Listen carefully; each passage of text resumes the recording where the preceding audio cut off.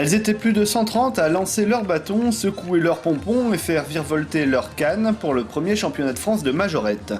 C'est sur la place du château qu'a eu lieu la cérémonie d'ouverture et de présentation des 8 équipes, devant un public curieux et parfois nostalgique. Un public qui a répondu présent à l'invitation de l'AMF, l'association des majorettes françaises, pour ce premier rendez-vous. Et si Jonzac a été préféré à d'autres villes, c'est grâce à ses différents atouts. Alors pourquoi Jonzac? Tout simplement parce que Jonzac est une ville dynamique, axée sur la culture, la santé, le bien-être, et qui a séduit AMF par son architecture au niveau de l'esplanade du château, notamment pour la cérémonie d'ouverture qui a eu lieu samedi soir, et puis parce que la municipalité a envie aussi de redonner un côté populaire à cette activité de majorette. Après les présentations, place à la compétition. Durant 2 jours, toutes les majorettes se sont donné rendez-vous sur l'esplanade du collège Léopold Dussaigne, où plusieurs catégories se sont affrontées devant un jury international. Cadets, juniors et seniors, en solo, en duo ou en groupe, elles ont montré de quoi elles étaient capables. Car la compétition était bel et bien une compétition officielle, et les meilleures d'entre elles pouvaient gagner un droit d'entrée au championnat européen. L'association des majorettes françaises est une toute jeune association, puisqu'elle est née il y a tout juste 1 an. Elle a été créée dans un seul but, devenir LA fédération officielle des majorettes.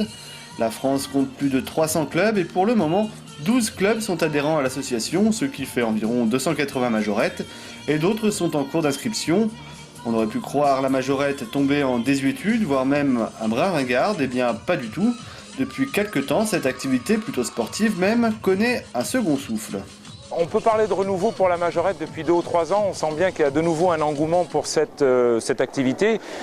Quelle jeune fille n'a pas rêvé un jour d'être majorette, au même titre qu'un garçon rêve de devenir pompier? Et comme je le disais dans mon discours d'ouverture samedi soir, non, ce n'est pas ringard, même en 2012, d'être une majorette. Elles doivent être fières de porter haut et fort leurs couleurs et surtout perpétuer cette tradition, parce que n'oublions pas que la majorette est bien née en France il y a 200 ans. Malgré un temps maussade et frais, le public était bien présent pour cette manifestation qui se voulait délibérément populaire et familiale, et les organisateurs étaient plutôt satisfaits. Nous sommes très satisfaits de ce week-end. Il y a un impact très positif au niveau des clubs, au niveau des concurrentes. Et puis même si c'est vrai, on a essuyé quelques gouttes samedi matin et dimanche matin, le temps a quand même été favorable au bon déroulement de cet événement. Chose rare, assez pour le signaler, il existe des majorettes hommes, on appelle ça des majors. Alors rien d'officiel puisqu'ils ne concourent pas à la compétition, mais ce groupe ariégeois, unique en France, est juste venu en exhibition et pour accompagner les filles du club. Ils ont d'ailleurs mis le feu lors de la cérémonie de clôture qui précédait la remise des médailles.